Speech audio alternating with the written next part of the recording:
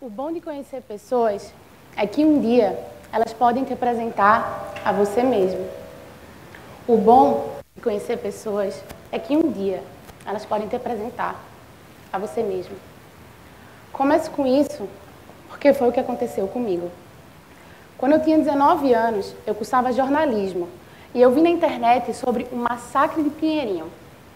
O massacre de Pinheirinho foi uma violenta e injusta desocupação que aconteceu no interior de São Paulo.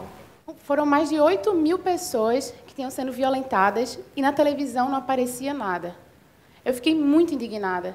Mostrei o vídeo para minha amiga Natália e juntas decidimos fazer alguma coisa. Dividimos a passagem de avião em 10 vezes, já que morávamos em outro estado, colocamos a câmera na bolsa e fomos, com a necessidade de fazer alguma coisa. O que eu encontrei lá foi isso. Uma situação de calamidade pública. Crianças dormiam no chão misturada com lixo. Pessoas passavam fome. O local que elas estavam ficou conhecido depois como campo de concentração. O nosso objetivo era ouvir e registrar a história dessas pessoas. O resultado foi o nosso documentário chamado Somos Todos. O documentário rodou o Brasil. Ele ganhou vários prêmios. E a gente recebeu mensagem de todo mundo querendo ajudar. Eu pensava que a gente precisava primeiro se importar para começar a ouvir. Mas com esse projeto eu descobri que quando você começa a ouvir, você pode começar a se importar. E quando você se importa, você vai lá e faz alguma coisa. Isso eu descobri com um filme que eu fiz chamado A Praça é Pra Quem? Nele, eu, Amanda e Juliana filmamos o mau uso de uma praça na zona norte do Recife. Uma empresa tinha adotado essa praça no sentido de cuidar, mas, na verdade, fez um estacionamento. Nesse vídeo, a gente dizia, se você é contra e acha que isso é errado, mande uma mensagem para a prefeitura. As pessoas mandaram mensagem, as pessoas ligaram, as pessoas fizeram protesto. Em um mês, essa praça foi reformada. Foi quando eu percebi que o audiovisual pode transformar o mundo. Apesar de eu ouvir diversas pessoas, eu percebi que eu tinha um problema. Eu não conseguia ouvir bem as pessoas que estavam do meu lado. Eu percebi isso quando eu tinha 21 anos e um grande amigo meu foi diagnosticado com câncer. Ele ligou para mim e disse que tinha 80% de chance de cura. Mas eu não ouvi. Para mim, 80% e 0% era a mesma coisa, porque eu já tinha na minha cabeça de que câncer era igual à morte, e que por causa disso, ele iria morrer.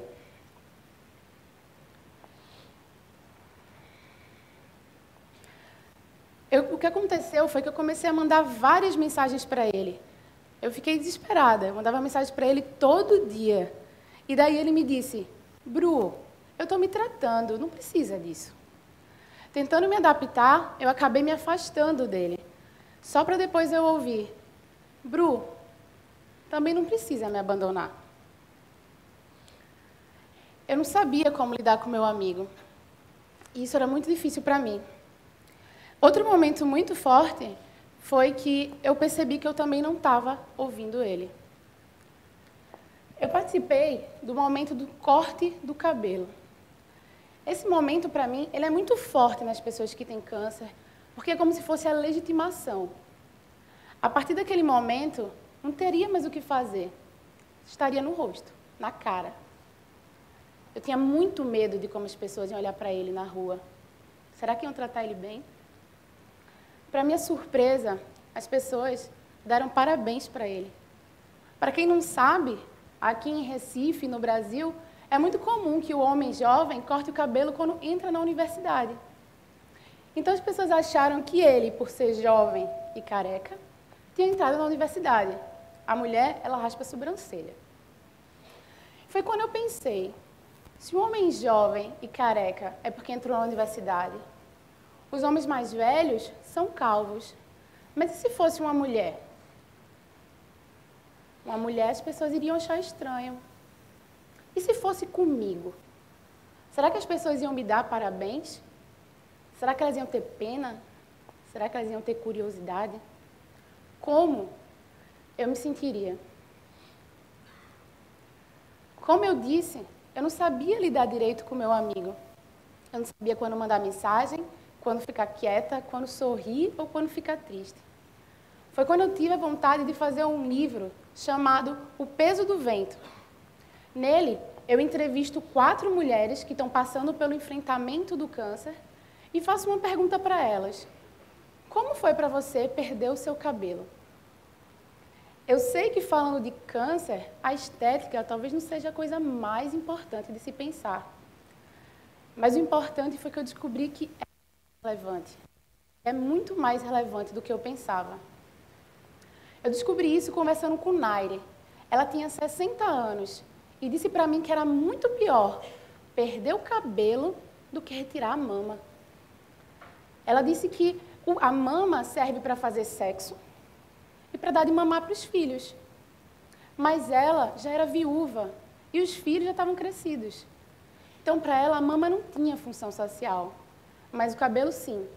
O cabelo era visto por todo mundo. Do livro surgiu o documentário. Meu novo sonho se chama Além da Cura. Um documentário sobre empoderamento feminino de mulheres com câncer ao redor do mundo, no qual a gente investiga como a sociedade influencia nesse enfrentamento. Eu vou mostrar um vídeo para vocês agora.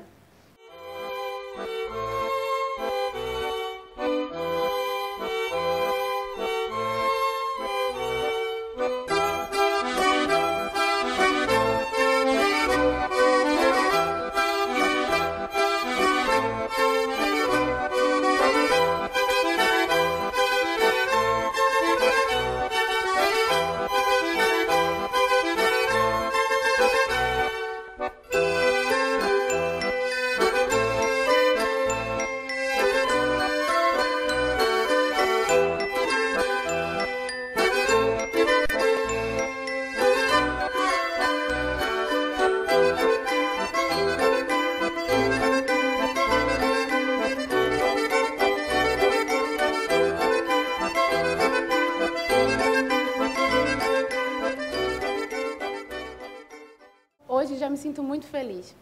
Nós fomos um dos maiores financiamentos coletivos de Recife. Em alguns momentos, eu achei que a gente não ia conseguir. Era algo novo, era algo difícil. Fazer as pessoas doarem dinheiro para um projeto que, como eu ia convencer elas a acreditarem nisso? E foi quando eu e Vitor, meu namorado e companheiro do projeto, decidimos comprar passagem só de ida para a Europa, mesmo sem saber se íamos bater a meta. Para a gente, desistir não era uma opção. O projeto foi bem sucedido e ele foi o ponto inicial para a gente entrevistar mais de 20 mulheres no Brasil e na Europa. Hoje, a gente continua buscando recursos para gravarmos na África, Ásia e Oceania. Nessa jornada, eu tive grandes presentes. Um deles se chama Catarina. Catarina foi uma das mais jovens que eu entrevistei. Ela tinha 28 anos, era formada em comunicação, fã de Harry Potter e maquiadora. Catarina dizia que a maquiagem era um espaço de troca de esperanças. Enquanto ela ficava feliz e deixava as pessoas mais felizes, ela também se sentia assim. Então, ela maquiava as pessoas para ficarem com mais autoestima e bem com elas mesmas, e ela se sentia com mais autoestima e bem com ela mesma também. 4 meses após a entrevista, Catarina faleceu.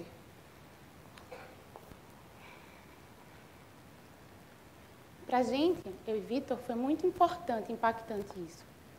A gente foi no seu enterro e lá a mãe dela disse assim: Bruna, não deu para Catarina, mas vai dar para muitas outras.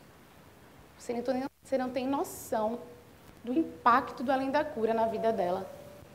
Depois que ela deu entrevista para você e fez o vídeo, os amigos voltaram a se aproximar. As pessoas começaram a entender o que ela sentia. E ela estava muito, muito mais feliz. Não pare seu projeto, Bruna. porque só fazer ele já traz a mudança. Outro grande presente que eu recebi se chama Desirê. Ela foi uma das nossas entrevistadas da Alemanha. Mas o que eu descobri não sou eu que vou contar. Vai ser ela mesma, através de um vídeo.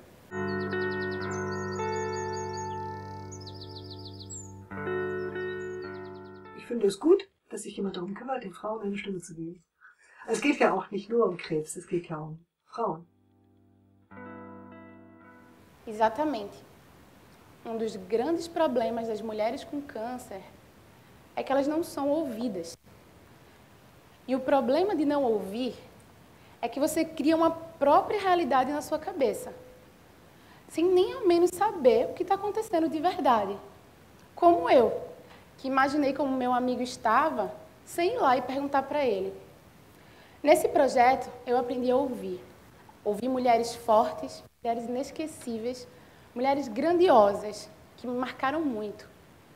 Uma coisa que me marcou muito também em Desirê foi que a gente queria que elas dessem entrevista em língua nativa. Então, eu perguntava para ela em inglês, ela respondia em alemão e depois ela falava em inglês de novo, para eu saber o que ela falou. Enquanto ela falava, eu sorria quando ela sorria e eu ficava séria quando ela ficava séria. No fim da entrevista, ela disse que parecia que eu realmente sabia o que ela estava falando. Só por eu estar na posição de ouvir, ela se sentiu acolhida e entendida por uma pessoa que não sabe uma palavra de alemão. Desirê me falou também que uma das dificuldades no projeto é que ela se sentia muito sozinha. Uma dificuldade no enfrentamento dela. Porque ela tinha 2 filhos e um marido e não queria que eles sentissem o peso da doença. Então, assim, ela escondia isso de todo mundo. Bem, e se sentia muito, muito sozinha.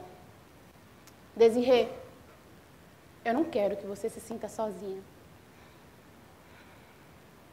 Eu quero te dar um espaço para você ser ouvida. Você e todas as mulheres do mundo que eu alcançar.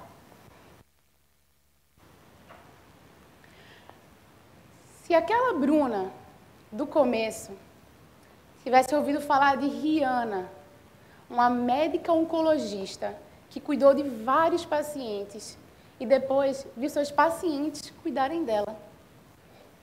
Se aquela Bruna tivesse ouvido falar de Ana, lá de Portugal, que após sofrer preconceito por ter tido câncer de colo de útero, começou a dar palestras falando sobre sexo e câncer e ajudou muitas mulheres.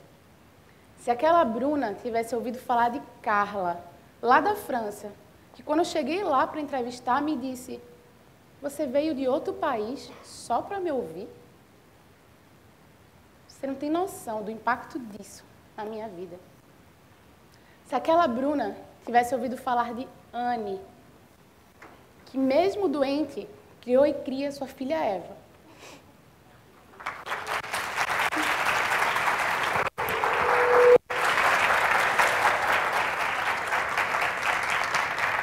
Se aquela Bruna tivesse ouvido falar de Thelma, que com a força da sua família unida, fez ela vencer essa doença.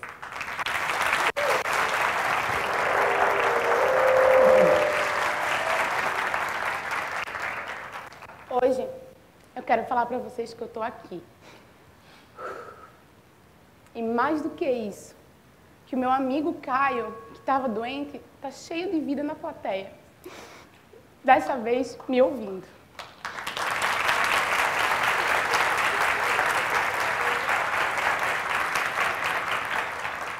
E eu queria apresentar para vocês todas essas mulheres maravilhosas que mudaram tanto a minha vida.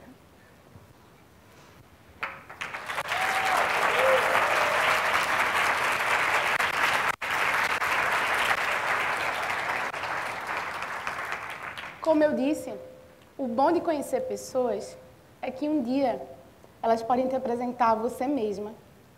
E hoje eu ouvi, eu me conheci e descobri o que eu quero como propósito da minha vida, que é, através do audiovisual, dar oportunidade para todas as mulheres todas as mulheres sejam realmente ouvidas.